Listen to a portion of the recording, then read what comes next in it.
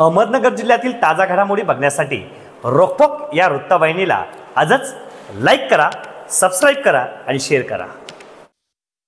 गेल्या 25 वर्षात महाराष्ट्रातील खाजगी साखर कारखान्यांची संख्या मोठ्या प्रमाणात वाढली असून आता सहकारी आणि खाजगी साखर कारखान्यांची संख्या जवळपास समान झाली आहे। त्यामुळे सहकारी साखर उद्योगाने बदलत्या परिस्थितीनुसार वेगाने निर्णय घेत आधुनिक तंत्रज्ञानाचा अवलंब करणे गरजेचे असल्याचे मत आमदार आशुतोष काळे यांनी व्यक्त केले।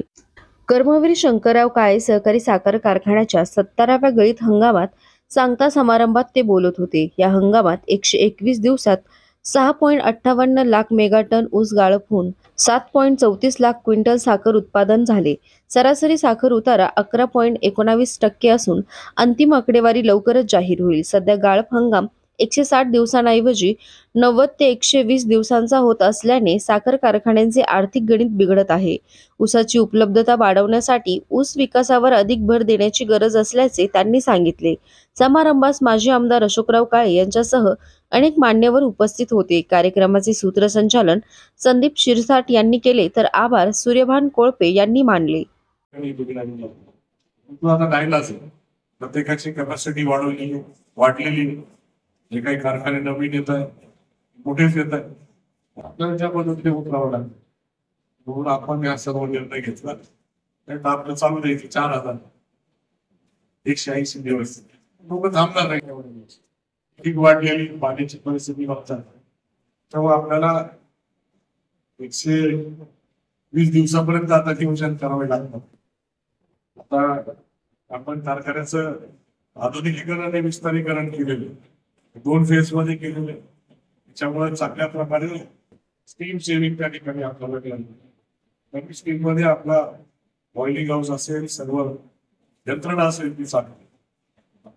आपल्या साखरेची पण मदत सुधारलेली।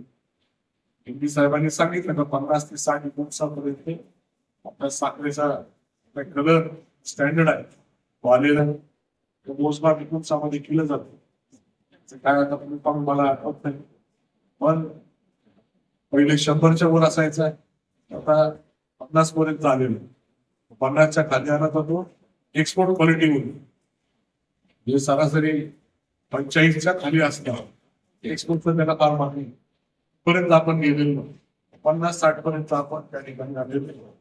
म्हणून आपल्याला साखरेला चांगला बाजार देण्यासाठी अधिकचा दर इतरांच्या पेक्षा आपल्याला आणि आपली साखर मागणी आहे, म्हणून त्या बाबतीमध्ये आपण जे काही इष्ट साध्य करायचं होतं ते आपण साखरेच्या क्वालिटीवर सुधारलंय, ते आपण साध्य केलं असं म्हणायला हरकत नाही। पण आता आपण 6000 टनापर्यंत कारखाना चालवलाय। त्याच्याकडे 4 मिल आहे, 40-80च्या आपल्याकडे मिल, आपल्याला 6,500 ते 7,000 मेट्रिक टनापर्यंत चालण्यासाठी दिवस कमी होणार हे लक्षात घेऊन आपण कॅपॅसिटी त्या ठिकाणी वाढवतोय। 42-84ची पहिली मिल आणि आताची जी पहिली मिल आहे 40-80ची, ती 5वी मिलच्या जागेवर आपण टाकून तिथे आपली क्वालिटी वाढण्यापेक्षा लॉसेस त्याच्यामध्ये अजून कमी होणार आहे।